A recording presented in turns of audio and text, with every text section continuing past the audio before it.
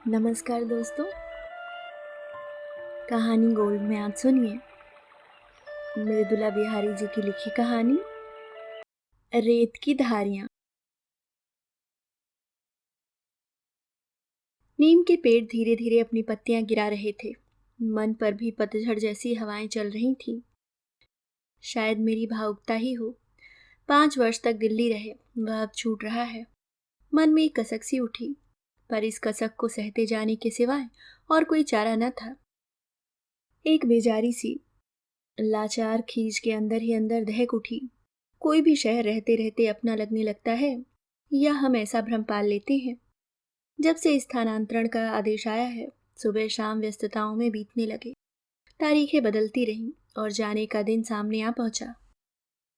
काम की भागदौड़ में एक विचित्र सी बेचैनी छाई रही। कल 12 बजे दिन में ट्रक आ जाएगा। सारा सामान ट्रक से भेजकर हम कार से जयपुर के लिए रवाना हो जाएंगे। आज दिल्ली की आखिरी शाम है। बच्चे अपने दोस्तों के साथ टेबल टेनिस खेलने चले गए और पतिदेव भी बहुत काम है के चक्कर में जाने कब लौटे। मुझे बंगाली मार्केट से कुछ सामान खरीदने थे तो मैं निकल पड़ी। सामान लेकर लौटी तो ऑटो रिक्शा नहीं मिला। पैदल ही चलने लगी। चलते चलते देखा कि कला विथी के बाहर किसी चित्रकार की एकल चित्र प्रदर्शनी लगी है।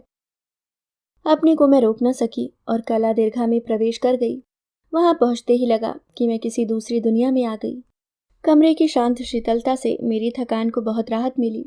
थोड़ी देर के लिए तबादले के सारे झंझट झमेले भूल गई।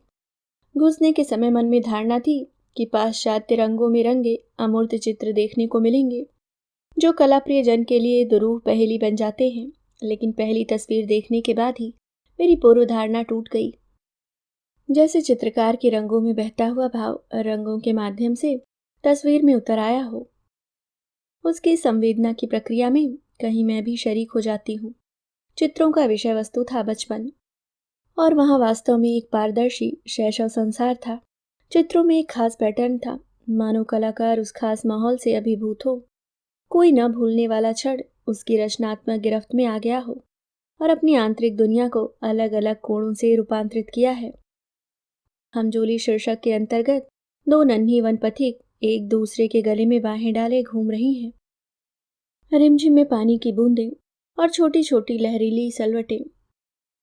चमन में आम अमरूद जामुन के सघन कुंज का काव्यमय वातावरण और बगुलों के झुंड नीलाकाश में उड़ते हुए। इन चित्रों को देखकर मेरा आकुल मन संवेदनात्मक वृत्तों में भटकने लगा। भीतर कुछ बिंब बन बनकर बिखरने लगे।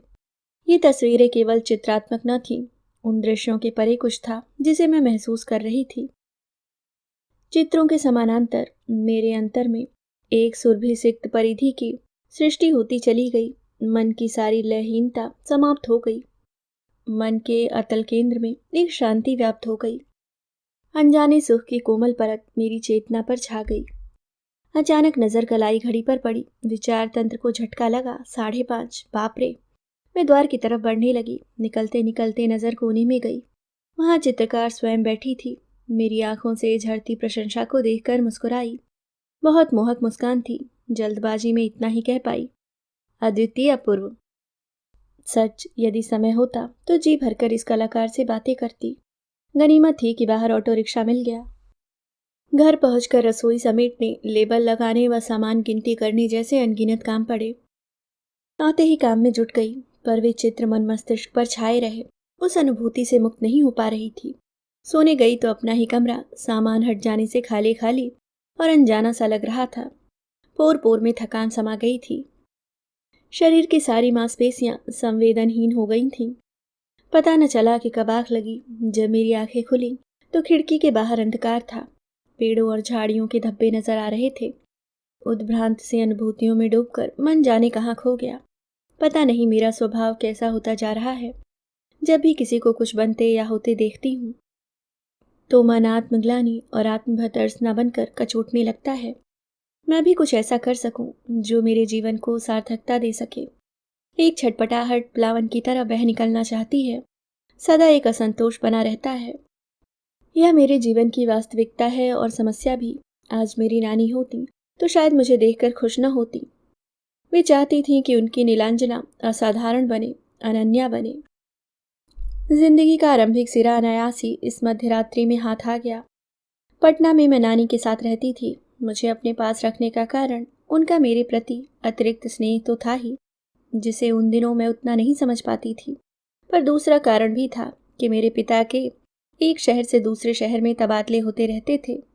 उन छोटे शहरों में मेरी शिक्षा दीक्षा, नृत्य, संगीत, चित्रकला का समुचित प्रबंध नहीं हो सकता था, इसलिए मुझे उनके साथ रहना पड़ता था। मेरी नानी अपने समय की औरतों से एकदम भिन्न थीं। कला संस्कृति में उनकी गहरी रुचि थी। वे अपने जमींदार पिता के कठोर अनुशासन में पली थीं। खाना पकाना या सीना परोसना जैसे कन्या सुलभ गुणों को वे बिल्कुल महत्व नहीं देती थीं। मेरी सुबह सितार वादन से शुरू होती थी। अल्ल सुबह सितार मास्टर आ जाते। नानी की उपस्थिति में संगीताभ्यास होता। स्कूल से आने के बाद खाना खाकर डांस स्कूल भागना पड़ता और वहीं से ड्राइंग क्लास। 7 बजे तक लस्त-पस्त घर लौटती तो नानी खुद किताब लेकर पढ़ाती। फिर तो नींद ऐसे आती कि नानी से भी नहीं डरती। जब मेरी उम्र 9-10 साल थी, अतीत तो महज बिंदु बनकर शेष रह गया था। आज इतने अंतराल के बाद याद आता चला गया। मेरे पिताजी उन दिनों दयालपुर में थे। गर्मी की लंबी छुट्टियों में मैं वहाँ गई, अपनी माँ और 2 छोटे भाइयों के साथ। मुझे बड़ा अच्छा लगता। पर उस बार वहाँ पड़ोस में आलिया मिली। मन के किसी कोने में शांत सोई आलिया अपनी मोहक मुस्कान के साथ कूद कर सामने खड़ी हो गई। 2 महीने का साथ आज भी मानस पटल पर अंकित है। आज के कुंठा व तनाव के एहसास की सरहदों के बाहर तब बचपन तमाम बचकानी बातों से भरा था। हमारे खेल में ऐसी आनंदोर्मियाँ उठती कि उनका पुलक भाव आज भी वर्तमान में सजीव हो उठता है। मेरी स्मृति की पहचान दौड़ रही थी। घर के सामने आम, अमरूद, जामुन का बड़ा सा बगीचा, बरखा की बूंदें, उड़ते बगुले, कोयल की कूक, सब याद है। तब चिलचिलाती धूप भी हमें सूर्यमुखी सी खिली प्रतीत होती। सारा दिन सघन वन में गलबहियाँ डाले घूमते रहना, कच्ची कच्ची अमियाँ खाना या खेलना। खेल होता इक्कड़ दुक्कड़ या फोटो फोटो। फोटो फोटो का खेल हमारा अपना बनाया हुआ था। अपनी कॉपियों से पन्ने फाड़ लेते और उस पर तरह तरह के चित्र बनाते। पटना में अमोलदा से सीखी सारी चित्रकारी के गुर आलिया को बताती। उमंगों के पंख हवा में फरफराते। प्रकृति भी हमारे साथ हंसती गाती प्रतीत होती। वहीं का सारा व्यापार उत्सवमय था। 2 महीने तक हमने सुबह शाम धूप, बादल, बरखा साथ साथ आंतरिक रूप से अनुभव किया था। पंख लगाकर कब छुट्टी बीत गई पता ही न चला। पटना जाने के नाम से मन उदास हो गया। ऐसा पहले भी होता था। अपने जिंदा दिल पिता, अपनी सरला माँ और छोटे छोटे मुलायम भाइयों को छोड़कर जाने की इच्छा नहीं होती। लेकिन इस बार तो आलिया से बिछुड़ने का दुख था। मेरा वश चलता तो आलिया को अपने साथ ले जाती या उसी के साथ रह जाती। पटना आते पुराने कार्यक्रमों में बांध दी गई। आलिया की बहुत याद आती। कुछ दिनों बाद उन लोगों की दयालपुर से बदली हो गई। उन दिनों भावनाओं को शब्द देना नहीं जानती थी। नहीं तो माँ से ज़रूर कहती, माँ तुम्हें तो आलिया का पता मालूम होगा, मुझे बताओ, मैं उसे पत्र लिखूंगी। उसके बाद आलिया कभी नहीं मिली। किंतु आज भी गर्मी में जब भी कोयल कूकती है, अमराइयाँ सुगंध फैलाती है, बगुले के डार उड़ते हैं, तो मुझे आलिया याद आती है। क्या उसके मन में मेरी याद शेष होगी? अंधकार में टटोलते टटोलते मुझे जैसे अचानक प्रकाश की एक छीड़ रेखा दिखाई पड़ी। अमूर्त अवचेतन साकार और सचेत होने लगा। कला दीर्घा में बैठी उस दुबली पतली नारी मूर्ति में से आलिया का चेहरा उभरने लगा। उसके बाद वह चेहरा कई कोणों में घूम गया। वह आलिया ही थी। परत दर पदर सब उघड़ता चला गया। वे चित्र न भुलाए जा सकने वाले क्षणों के साक्षी थे। मन में सागर उमड़ पड़ा। हिलोरे उफन उफन कर दुधिया झाग छोड़ने लगी। अनुभूति उद्वेलित मन बार बार प्रश्न करता कि क्या सचमुच इतनी पात्रता मुझ में है? क्या वह आज भी मुझे याद करती है? वहां जाना मात्र संयोग था या अंतः प्रेरणा से प्रेरित? मैं समझ न सकी। मैंने कभी नहीं सोचा था कि आलिया तुम्हें इस जिंदगी में देखना संभव हो सकेगा। अब इसके बाद न मुझे नींद आई, न मैंने सोने की कोशिश की। सवेरा होने लगा था और चीजें नजर आने लगी थीं। मैं उठ गई। जल्दी जल्दी काम निपटाकर मुझे कलाविधि पहुंचना था। एक उल्लास भीतर ही भीतर तैर रहा था। मिलकर कैसा लगेगा आलिया को? मिलन का वह मुक्त मार्मिक क्षण कैसा होगा? अपने किशोर व बच्चों को किसी तरह समझा दिया कि 25 वर्ष पूर्व बिछड़ी सहेली आलिया से मिलने जा रही हूँ। मेरा जाना सुनकर इनकी आवाज का सुर चढ़ गया। घंटे 2 घंटे में ट्रक आ रहा है और तुम? कहने के लिए बहुत कुछ था और सब बताने के प्रयास में मैं इन्हें कुछ भी नहीं बता पा रही थी।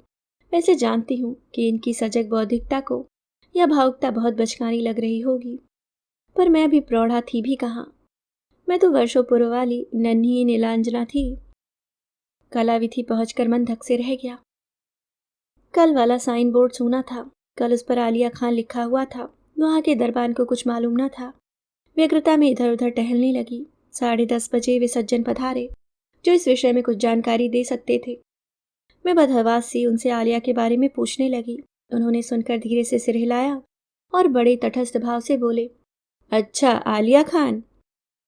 इस वक्त उनकी तटस्थता मुझे फरसे की नोक की तरह चुभ गई। उनकी चित्र प्रदर्शनी तो खत्म हो गई। वे तो कल्चरल एक्सचेंज प्रोग्राम के तहत पाकिस्तान से आई थीं और मेरे ख्याल से आज वापस अपने मुल्क लौट जाएंगी। उसने कहा। मैं क्या कहती, मुझे लगा वह लफ्ज़ अभी ईजाद नहीं हुए जो मेरे एहसास को अभिव्यक्त कर सकें। मेरे अंदर बाहर बहुत कुछ छूट गया। कल्पित सुख के इतने छोटे पल अतीत के रेशे रेशे बिखरने लगे। वह वर्तमान से पुनः विगत बन गई। आलिया, ऐसे प्रत्याशित ढंग से तुम्हें पाकर खो देना सपना सा लगता है। उस तक पहुंचने के सारे रास्ते बंद हो गए। मैंने अपनी गीली आंखों को पोंछ लिया और सहज होने की चेष्टा करने लगी। उस सज्जन में कुछ नरमी आ गई। नरमाई से उन्होंने कहा, आलिया खान का पता आपको काउंसिल फॉर कल्चर रिलेशन से मिल जाएगा। एक कागज पर वहां का पता लिखकर उन्होंने मुझे दे दिया। मैं कागज हाथ में लिए कुछ पल वहीं खड़ी रही। घड़ी का कांटा निरंतर आगे बढ़ रहा था। मुझे जल्दी से जल्दी घर पहुंचना था। मन की लहरें उतर चुकी थीं, लेकिन पूरे किनारे पर रेत की धारियां सी पड़ी थीं। अभी आप सुन रहे थे मृदुला बिहारी जी की लिखी कहानी रेत की धारियां।